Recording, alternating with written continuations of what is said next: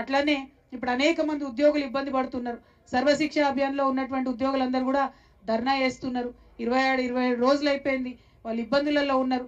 ఆనాడు ఈ ముఖ్యమంత్రి గారు ఏమన్నారు, ఛాయ్ తాగినంత సేపట్లో నేను సర్వశిక్ష ఉద్యోగులను రెగ్యులరైజ్ చేస్తా అని చెప్పారు.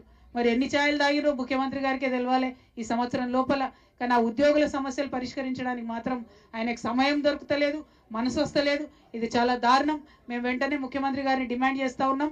కేజీబీవీలో ధర్నా చేస్తున్నటువంటి టీచర్లు సగానికి పైచీలకు ఆడపిల్లలే ఉంటారు. వారికి ఇబ్బంది అవుతున్నది. రాత్రిపూట కూడా వారే పనిచేయాల్సి వస్తుంది. రాత్రిపూట వార్డెన్లను, కేర్ టేకర్లను కేజీబీవీలో పెట్టండి. ఎందుకంటే ప్రతి గురుకులంలో, ప్రతి పాఠశాలలో ఏదో ఒక ఇన్సిడెంట్ అవుతుంది, పిల్లలు చనిపోయేటటువంటి పరిస్థితి ఉంది. కాబట్టి ఖచ్చితంగా కేర్ టేకర్స్ని పెట్టండి. కేజీబీవీ ఉపాధ్యాయులకు, సర్వశిక్ష అభియాన్ ఉపాధ్యాయులకు అందరికీ కూడా మీరు చక్కగా మీరు హెల్ప్ చేయవలసిందిగా, మీరు ఇచ్చినటువంటి మాట నిలబెట్టుకోవాల్సిందిగా నేను కోరుతా ఉన్నాను. అదేవిధంగా మరి ఆదిలాబాద్ జిల్లా అంటే ఆదివాసీ చైతన్యానికి పెట్టింది పేరైనటువంటి జిల్లా. మరి ఈ జిల్లాలో వచ్చిన తర్వాత ఇంద్రవెల్లి స్తూపాన్ని చూడడం, అక్కడికి వెళ్ళి దర్శించుకోవడం నిజంగా చాలా ఉత్తేజంగా, అద్భుతంగా అనిపించింది. కానీ ఆనాటి కాంగ్రెస్ ప్రభుత్వం ఆదివాసీలను పొట్టన పెట్టుకుంటే కేసీఆర్ గారు ఆదివాసీలకు అటవీ హక్కులు కల్పించినటువంటి వ్యక్తి.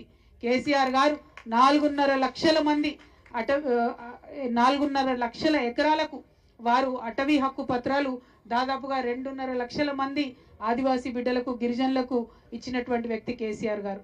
మరి ఇవాళ ఈ ప్రభుత్వం ఆదివాసీల పట్ల కూడా సీతకన్నేస్తున్నది.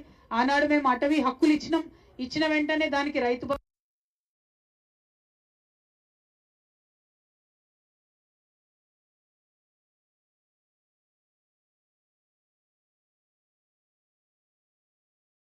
రేవంత్ రెడ్డి గారి ప్రభుత్వం కూడా ఆదివాసీలను, గిరిజనులను ఆదుకోవడానికి తక్షణమే ముందుకు రావాలి.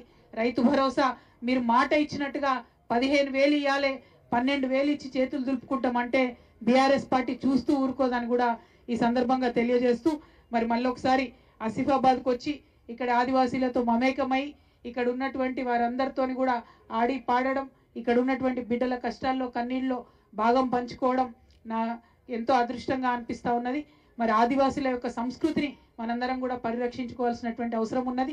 కేసీఆర్ గారు ఆనాడు ఆఖరికి ప్రతి గూడెంలో ఉన్నటువంటి దండారీలకు కూడా వారు 10,000 రూపాయలు దీపావళి పండుగ సందర్భంలో ఇచ్చిన విషయాన్ని కూడా ఆదివాసులందరికీ కూడా గుర్తు చేస్తున్నాం. అంత ప్రేమతో సంస్కృతిని కాపాడుకున్నాం, అంత ప్రేమతో మనం హిందూ ముస్లిం మత సహనాన్ని కాపాడుకున్నాం, అంత ప్రేమతో ఒక్క చిన్న కమ్యూనల్ వైలెన్స్ కూడా కాకుండా బీఆర్ఎస్లో ఉన్నప్పుడు కాపాడుకున్నాం. మరి ఇప్పుడు ప్రభుత్వం వచ్చినాక అనేకమైనటువంటి ఇన్సిడెంట్స్ జరుగుతూ ఉన్నాయి. కానీ నేను ఒకటే రిక్వెస్ట్ చేస్తూ ఉన్నాను, तेलंगाना में अमन चाहिए, तेलंगाना में पीस चाहिए, तेलंगाना में सब लोगों को मिलजुल के रहने का मौका मिलना चाहिए। और हुकूमत ये मिलजुल के रहने के लिए, भाईचारगी को कायम करने के लिए हुकूमत हर तरीके की कोशिश भी जरूर करना चाहिए। मैं हुकूमत से डिमांड करती हूँ, जयनूर आप आइए, चाहे सीएम साहब आएंगे या डिप्टी सीएम आएंगे, जो भी आएंगे, यहाँ जितने लोगों को भी नुकसान हुआ है, चाहे वो हमारे हिंदू भाई हो, मुसलमान भाई हो, सबके तरफ से हुकूमत को आके मदद करना चाहिए। ये डिमांड करते हुए सेलव తీసుకుంటా ఉన్నాను। Thank you. जय तेलंगाना, जय केसीआर, जय बीआरएस।